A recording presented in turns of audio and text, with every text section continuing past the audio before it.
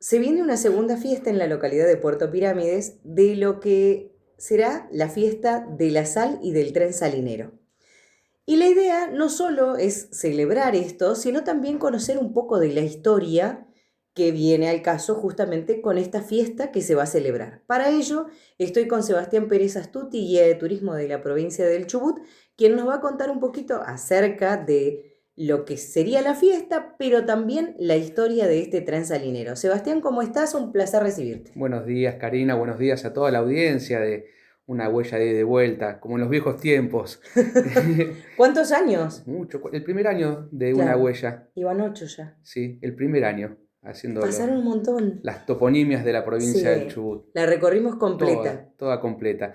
Y agradecido nuevamente del espacio, de poder conversar con vos y principalmente sobre esta fiesta en particular que tiene por objetivo principalmente traer un poco la historia, saber los orígenes, porque hoy por hoy uno relaciona Península Valdés principalmente a los atractivos naturales, faunísticos, las ballenas, las orcas ahora en este tiempo, los elefantes marinos, los pingüinos, pero como estamos en esa zona de confort, se deja de lado otros potenciales atractivos como el de la sal y a partir de esta fiesta se quiere incentivar a que la gente lo conozca, poner, como lo estamos haciendo ahora, en boca o en oídos de todos esta posibilidad de decir, hay sal en la península Valdés, hubo un tren en la península Valdés, y sí, efectivamente, y quizás en un futuro también sumarlo como un destino, un atractivo más dentro de los circuitos turísticos.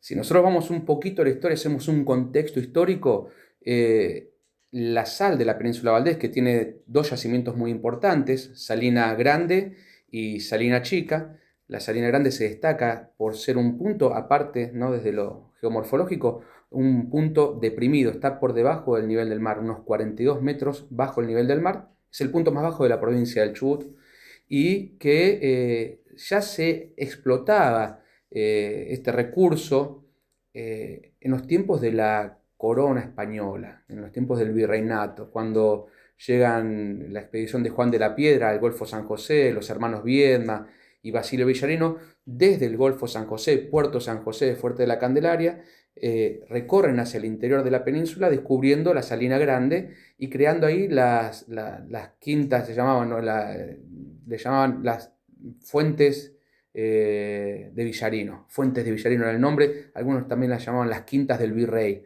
Y en ese sector donde, por lo deprimido que está y las urgencias de agua, hay muchos mallines y demás, tenían la posibilidad de agua dulce y de generar cultivos, pero aparte también extraer la sal. En los tiempos, imagínate, 1779, 1780, la sal era un recurso valioso para la preservación y mantención de las carnes.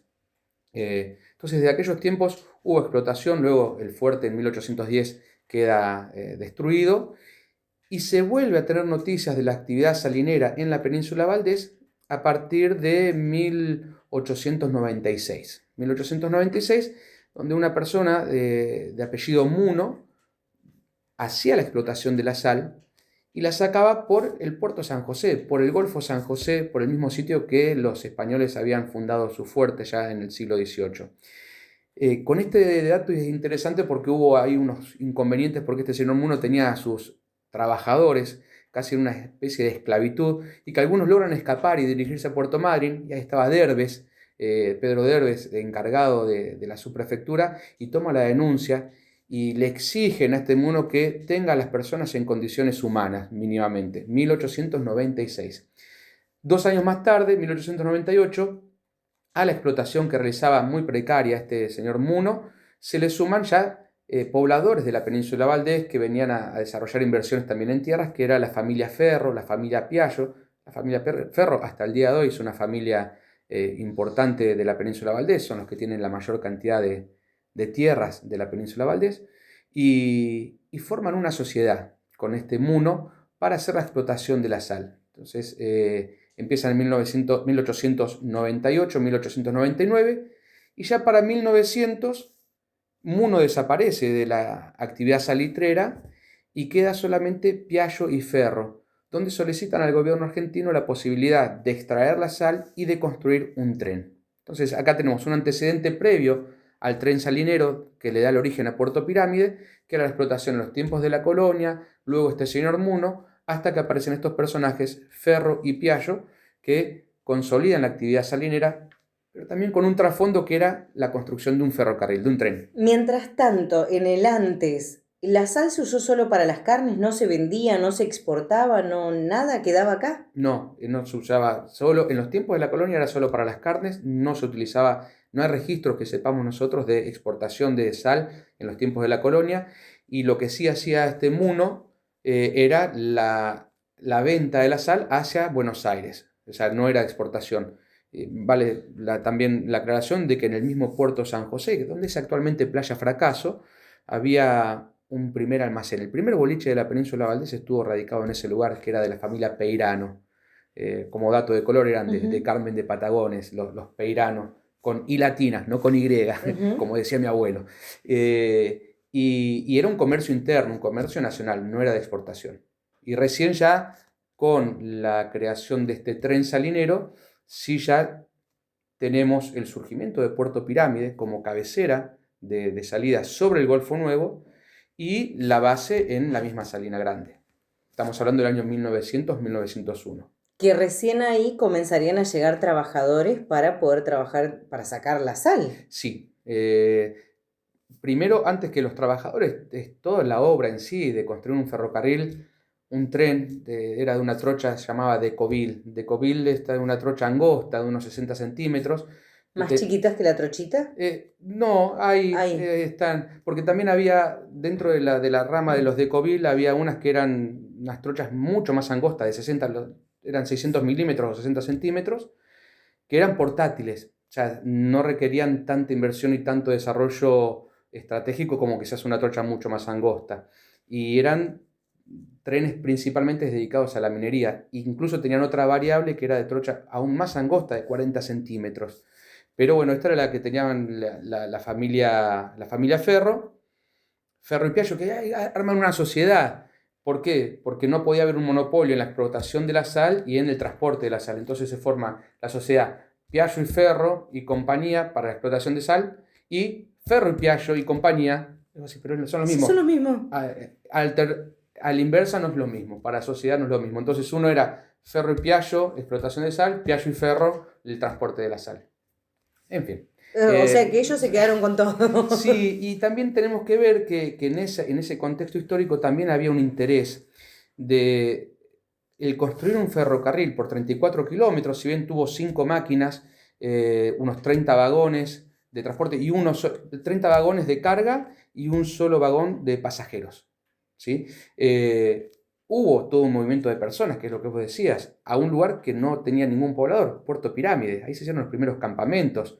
A Puerto Pirámide llegaron los materiales para construir este ferrocarril, que iba a tener como objetivo llegar a la Salina Grande. Entonces, 34 kilómetros, pero también cuando estas familias o estas sociedades piden los permisos de construcción, había una ley en la Argentina que por cada línea de ferrocarril le correspondían tierras a los costados. Entonces, sin ir más lejos, no solamente iba a ser el transporte y la extracción de la sal, sino también la adjudicación de 26.000 hectáreas. Serían casi como 2 campos, la unidad mínima de un campo, ¿viste? Son 4 leguas, serían 10.000 hectáreas, bueno, como 2 campos enteros para la familia Ferro y Piaggio. A los 4 años de la explotación, 1904-1905, Ferro cede los derechos a Piaggio. Para 1914, Primera Guerra Mundial, contextos que podemos también ver hoy, ¿no? Que cualquier guerra, más allá de la lejanía, impacta directamente sobre las economías locales o regionales. 1914 hay un parate con la extracción de la sal, merma mucho el mercado, se abre el canal de Panamá, que eso también fue un golpe importante porque ya el tráfico no venía directamente de paso, sino tenía que venir, y eso aumentaba el transporte. Entonces, en 1914-1915, la sociedad de Piaggio deja de pagar sus deudas, y para 1918-1919 la sociedad Salitrera Argentina toma todo el pasivo, las deudas, pasivos y activos de esta empresa, con el objetivo de cobrarse la deuda que tenía la familia Piaggio. Mientras tanto, ya las tierras estaban en propiedad de las otras familias. Claro, de las otras familias. Sí. Después, ¿eso qué queda? Ahí abierta, no sé cómo es La, una salina, ¿queda abierta ahí y queda al sol? sí, bueno, la conformación en sí de la sal, teniendo en cuenta que es un sector deprimido que está por debajo del nivel del mar, que el tipo de roca que rodea toda la península, principalmente toda la península Valdés, es un tipo de roca sedimentaria de origen marino, unos 10 millones de años. Entonces, cuando se producen precipitaciones de lluvia, se producen infiltraciones y el agua, en vez de ir hacia los sectores más bajos, como sería el mar, va a este que es mucho más bajo que el mar. Por eso es que también hay ese sector de afluentes y mallines y demás. Pero el agua viene también con un contenido alto en sales que termina escurriendo en esas especies de lagunas bajas. Cuando entra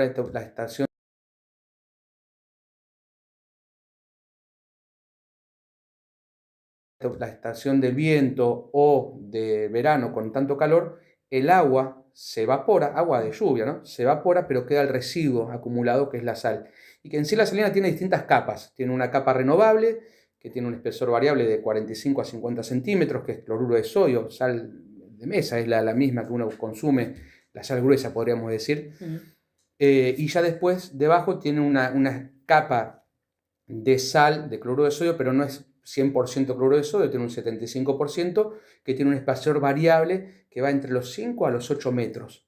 Y ya después, debajo de los 5 o 7 metros, ya está el lodo, el fango, que es un barro. Entonces hay una capa renovable continuamente que si uno hace la extracción, no es que al sacar la sal no se va a recuperar. Vuelve Vuelve nuevamente a la hacerse. regeneración. Esos ¿Y que son se regenera porque por por las mismas lluvias y el por las agua que mismas llega? lluvias, el aporte de agua sobre el espacio y el aporte de minerales, de sales principalmente del terreno. ¿Y en algún momento se supo qué tipo de calidad era la sal que se sacó de acá? Sí, sí, una sal de calidad alta, por eso estamos hablando de 100%, 98% cloruro de sodio, que incluso allá por la década del 70, el 60, se hablaba de por qué no explotar la salina grande con el recurso de la sal cuando se estaba pensando en instalar lo que luego se instaló en San Antonio Este, Soda Solway, la planta de soda cáustica que demanda también cantidad de sal. Y que en el caso de San Antonio Este y Soda Solway lo toman de las salinas de Gualicho, del Bajo de Gualicho que está ahí cercano.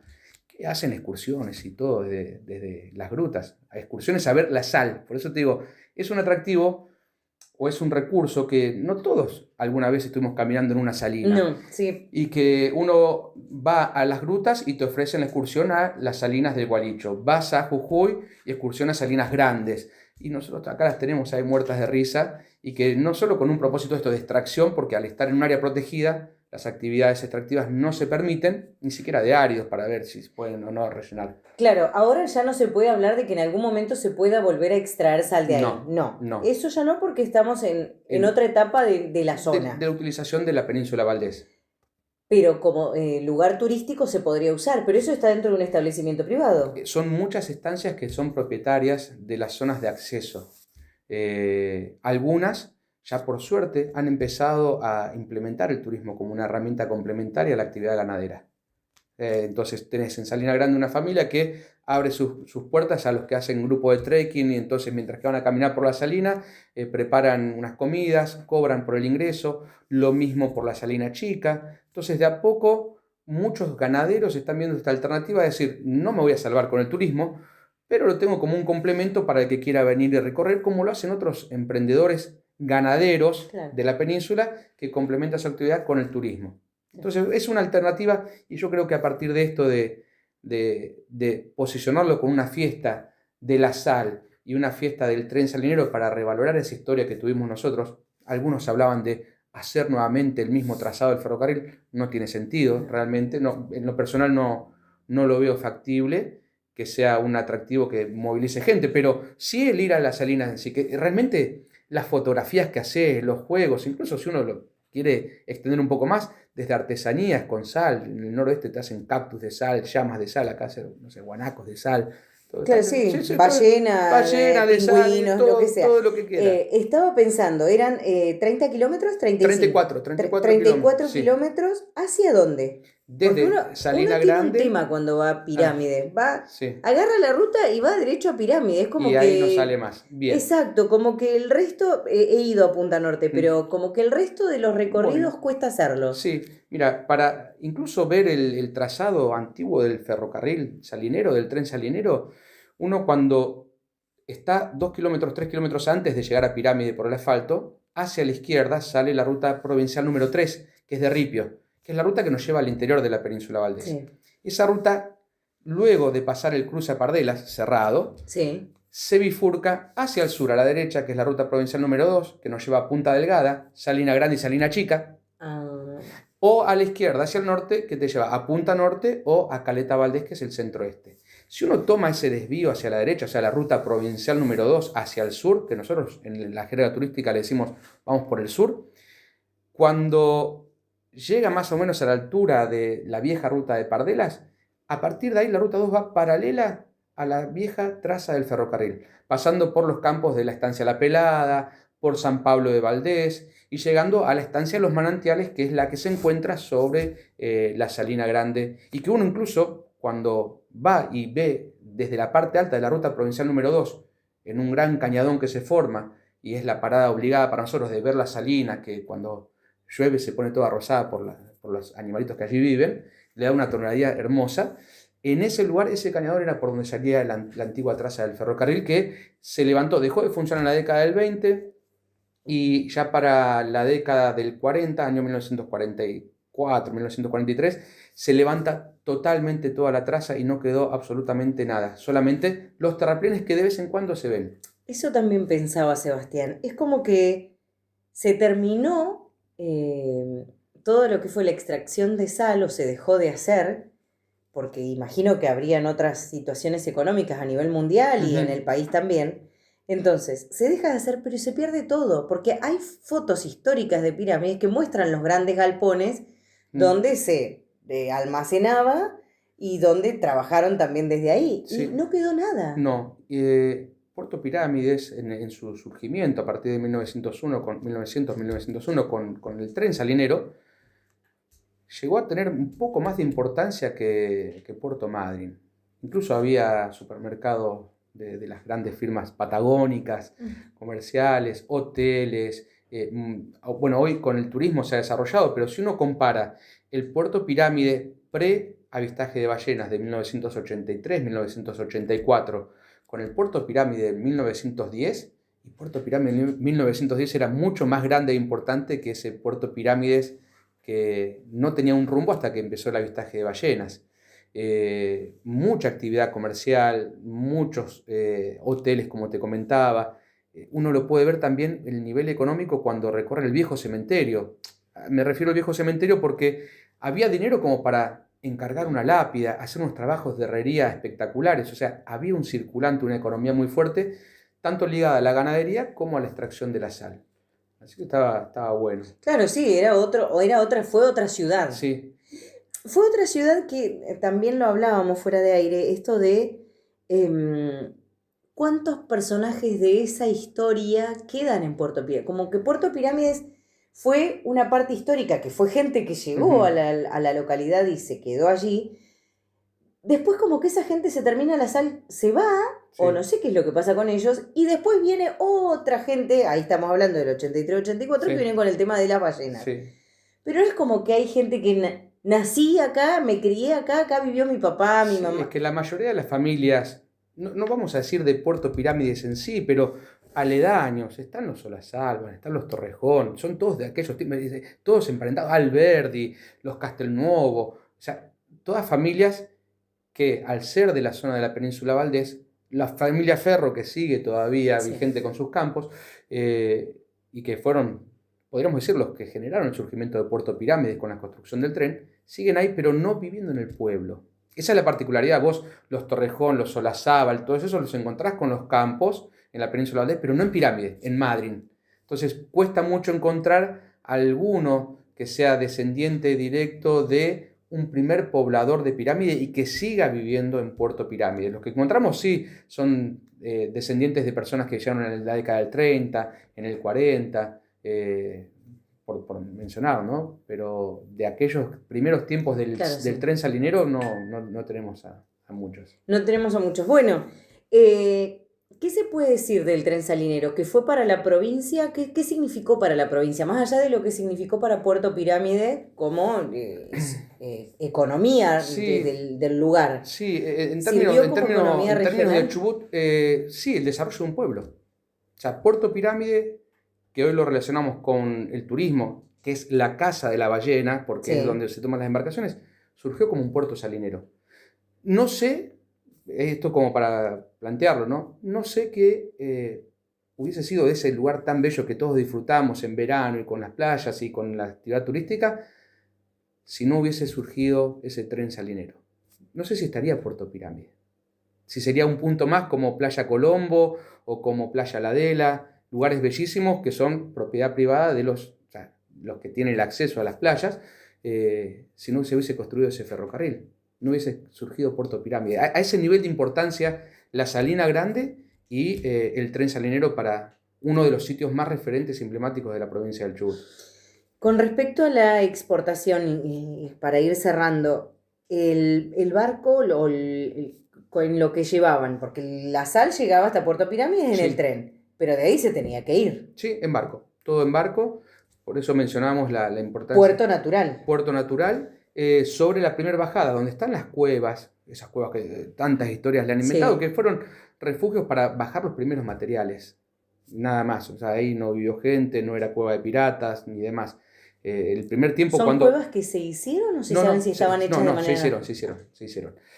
Incluso todavía se ve atrás del motel de Laca, para tener un punto de referencia, cuando uno ingresa a Sí. Pirámide, justo por detrás de Laca se ve el antiguo terraplén que bajaba en zigzag, porque la línea de ferrocarril bajaba prácticamente paralela a la ruta que nosotros usamos hoy y empieza a hacer un zigzag por la barda que se encuentra detrás del motel de Laca y va directamente hacia las cuevas y de ahí se hacían los embarques. Con la marea alta los barcos se amarraban, los ataban, hacían la carga, la marea podía bajar, pero quedaban fondeados sin ningún inconveniente, entonces carga principalmente todos los recursos, y no solamente sal, era sal, también era cueros, lana, todos los frutos de la península Valdés. ¿Y la sal se sacaba durante todo el año o había solo una época en la que se podía sacar? Principalmente durante la estación de verano, la época seca que le decimos, porque abril, mayo, junio, ahora las salinas con lo que llovió en la península Valdés están completas de agua. Entonces había que esperar a que esa agua desaparezca para comenzar la extracción. Y gracias a esa agua es la recuperación, por eso hablamos de una capa renovable. Sebastián, muchísimas De gracias. nada, Cari, como siempre, un placer y contento de volver a charlar acá en Una Huella de Ida y Vuelta.